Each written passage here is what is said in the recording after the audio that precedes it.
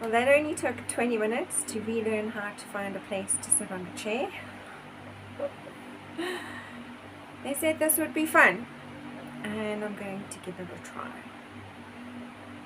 Welcome to G, that's me, Geraldine, Crochet, which is what I love to do, and Off the Hook, G Crochet Off the Hook. I'd love to share with other enthusiastic crocheters what I have off my hook. And I guess this is what we're doing in 2025, is sharing it via YouTube. I'm pretty sure when I was really young, about between 9 and 11, my granny did show me what a crochet hook is and yarn, how she made our slippers that we got for Christmas, and some knitting needles, so I'm not familiar with what those tools are and what yarn is. But I didn't pick it up until about 2012, 13, when I saw Emma Green, and that is what started my enthusiasm in wanting to learn how to crochet. In 1997, my granny gave me a beautiful book that she had received from her mom, and she passed to me. It's the 4th edition, I think, of Crochet and Fine Knitting by E.E. Visser. And I'd kept that book since 1997, and end of 2012, I decided to thoroughly go through the introduction of crochet stitches. And from that book, even though it's fine knitting and crochet and they used thread, I think the edition I have is 1974 edition, I went to a shop in town and grabbed a hook and some acrylic yarn, came home and started teaching myself the stitches from the book. Little did I know it would get very confusing later on, because the book does have Afrikaans and English words, but it's definitely UK English, so I had to relearn double crochet and single crochet. In the book it was single crochet, and I was doing it as a double crochet. Anyway, worked through all those issues, and even though I was using acrylic yarn, I didn't know what all the weights were and all those things. I have made quite a few tablecloth pieces over the years, smaller versions, because I learned quite quickly that what the picture was in the book, using fine threads, was turning out to be rather a monstrosity in yarn, acrylic yarn. But I loved it. I loved knowing that I could go through instructions and figure out that a picture I saw that looked so beautiful could become something usable in the house. And two of the very first pieces that I made is this beautiful,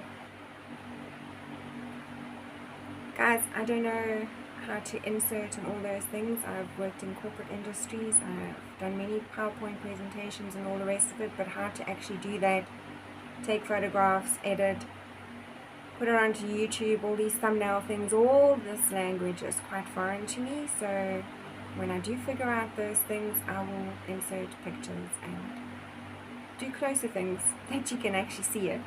But this was called the Wilhelmina, and in the book it was made with beautiful white fine thread, but I think it turned out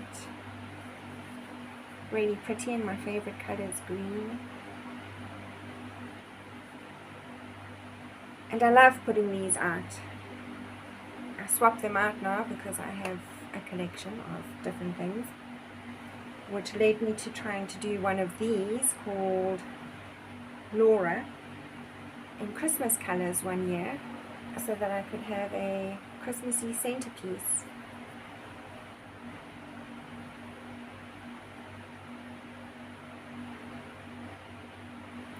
But this is how I started to learn, was with my big doorstopper of a book. It's really heavy and it's very big, and I'm sure if I start paging through here you'll see, like I did, some treasures of handwritten patterns that my granny had scribbled down as she was testing out things, which I've cherished having and love to try and decipher every now and then, although I haven't been very successful. That led me to watching videos on YouTube and trying to understand more about amigurumi, which is what I do love to do. And hopefully you'll come along and enjoy some of my makes, and I'll share some of the yarn that we have in South Africa. That is something I do look at with other YouTubers with much interest. There seems to be a very large range of tools, gimmicks that you can use with your crochet, just the different types of yarn.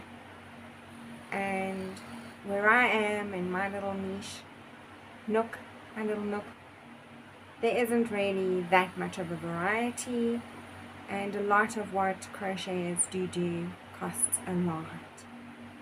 So we experiment, and I'm normally very careful with my very first make. It can't flop, it needs to be right the first time round, so that the yarn that I've bought is paying for itself. So that's about it for now. I think I've outdone myself, being as nervous as I was, and thankfully the camera wasn't rolling while I took 20 minutes to find the right place to sit. And I look forward to hopefully taking part in some other YouTubers' crochet alongs now, sharing my progress on YouTube with all of you. And that's about it for today. We're heading for another 33 degrees, so once I get all my chores out of the way, I will find a place to position a fan, close the curtains, and hopefully pick up a light project, because you don't want to be working on anything too heavy when this heat really hits. That's it for my first one. Until we meet again, happy crocheting.